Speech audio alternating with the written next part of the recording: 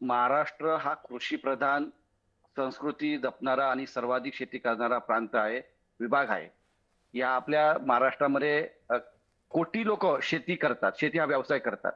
आणि जर शेतकऱ्यांचाच मंत्री विधानसभेमध्ये, विधानमंडळामध्ये, तर इथे आपण जातीचं कार्ड लावण्याचा काही अर्थ नाहीये. हं, आणि सर्वाधिक मराठा समाज हा शेती व्यवसाय करतोय. हं, हे आपल्या माहितीसाठी सांगतो.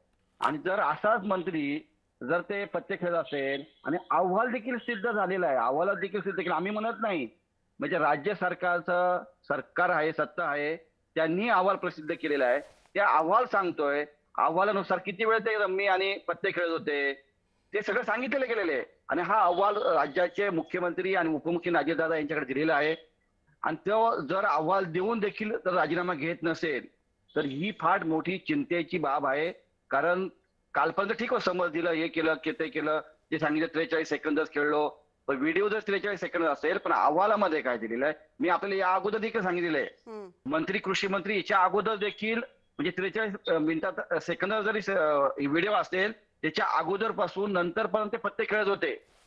म्हणजे राज्याचे प्रश्न सोडवायचं सोडलं बाजूला. म्हणजे सरकार हे मौन म्हणजे सांगून माफी न देणे, गप्प राहून समर्थन करणे, असं हे सरकारचं काम आहे.